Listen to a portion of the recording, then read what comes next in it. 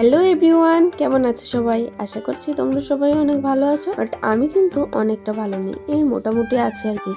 কয়েকদিন হয়েছে ভীষণ ঠান্ডা লেগেছে, গলা দিয়ে কোনো ভয়েসই বার হচ্ছিল না। বাট এই দুদিন হয়েছে একটু একটু বার হচ্ছে গলা দিয়ে ভয়েস। তাই কিন্তু তোমাদের জন্য ভিডিওটা এডিট করতে আমি ফাইনালি বসে পড়েছি। তো দেখো, এখন কিন্তু আমরা রেডি হয়ে গেছি, আমি আর তোমাদের দাদা ভাই। তো শ্রুতিকে আজকে রেডি করেনি, কারণ ওরও ভীষণ শরীর খারাপ, সেই কারণে ওকে রেখেই যাচ্ছি হচ্ছে ঝুলন মেলাতে। তো দেখো, এই যে চলে এসেছি ফাইনালি আমাদের এখানকার ঝুলন মেলাতে। আর এসে এই যে ঝুলনটা দেখবো, যে তার জন্য কিন্তু এত বড় একটা লম্বা লাইনে দাঁড়াতে হয়েছে, দেখতেই পাচ্ছ তোমরা।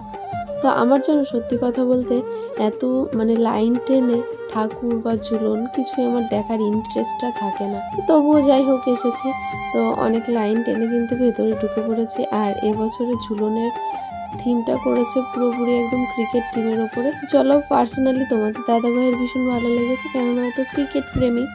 তো আমি কিন্তু ক্রিকেটের বিষয়ে অত কিছু বুঝি না, তাই আমার খুব একটা বেশি ভালো লাগেনি। বাট ঠাকুরটা জাস্ট ওয়াও, চলো তোমাদেরকে দেখিয়ে দেবো। তো চলো, এই যে এখানে কিন্তু বেশিক্ষণ করে দাঁড়াতে দিচ্ছিল না, জাস্ট ঢুকাচ্ছে আর বাইরে বার করে দিচ্ছে।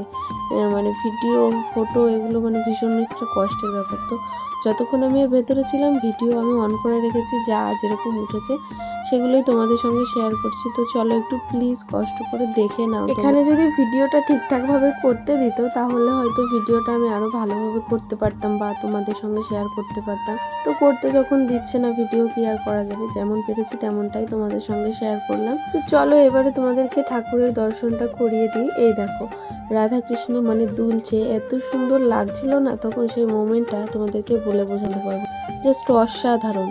আর ঠাকুর কিন্তু সবসময় সুন্দরই হয়, ভগবান তো সুন্দরই হয়, তাই না? তো যাই হোক, দেখো এখানে কিন্তু বেশিক্ষণ দাঁড়াতে দেয়নি। এই যে তোমাদের দাদা ভাইয়ের আমি দাঁড়িয়ে দাঁড়িয়ে ঠাকুর দর্শন করছিলাম। তো এই ঠাকুরের পাশেও কিন্তু আরো ছোট ছোট অনেক মূর্তি ছিল। এই দেখো, এক ঝলক করে জাস্ট দেখাতে পেরেছি।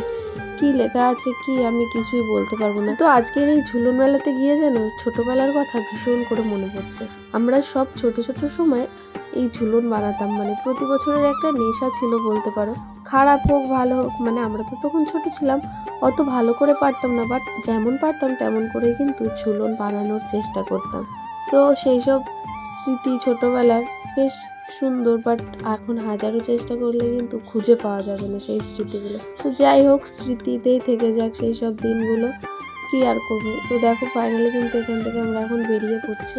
আর বেরিয়েই এখন প্রথমে চলে আসলাম একটা কাপ প্লেটের দোকানে। আর আজকে মেলাতে আসার আগে তোমাদের দাদাভাইকে বলে নিয়েছে, আজকে মেলাতে গিয়ে যা যা কিনতে চাইবো সব কিন্তু কিনে দিতে হবে। যদি রাজি থাকো তাহলেই বলো, মেলাতে যাব, না হলে যাব না। তোমাদের দাদাভাই বলেছিল ঠিক আছে চলো। আর তোমাদের দাদাভাইয়ের কথা মতোই কিন্তু রেডি হয়ে নিয়ে চলে এসেছিলাম মেলাতে। আর দেখো, এখানে তো আমি নাগরদোলাতে উঠতে পারি না, আর তার জন্য কিন্তু এখানে দাঁড়িয়ে দাঁড়িয়ে আমার সঙ্গে শয়তানি করছে, বলছে চলো নাগরদোলাতে উঠবো। তো দেখো, যেটাতে উঠতে পারবো না সেটাতে বারবার করে তেলিয়েই যাচ্ছে। দেখো, আমি বললাম কি চলো চলো, এখানে দাঁড়িয়ে দাঁড়িয়ে সময় নষ্ট না করে চলো ফুচকা খাই, ভালো লাগবে। তো ফুচকার দোকানে এসে দেখছি একটা বড় রেশনের দোকানের মতো লাইন পড়েছে। তো ফুচকার দোকানের সামনেও দাঁড়িয়ে আর সময় নষ্ট না করে চলে এলাম একটা চুড়ির দোকানে, কেননা মেয়েকে যেহেতু বাড়িতে রেখে এসেছি, ওর জন্য তো কিছু না কিছু নিয়ে যেতে হবে। বাট আমার মেয়ে কিন্তু কোনো খেলনা নিয়েই খেলে না।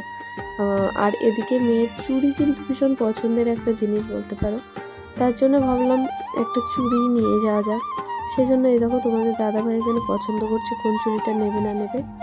তো তারপরে এই যে জিলিপি কিনে নিলাম, আর এর আগে কিন্তু খেয়েছিলাম রোল, তো সেটা স্কিপ হয়ে গেছে।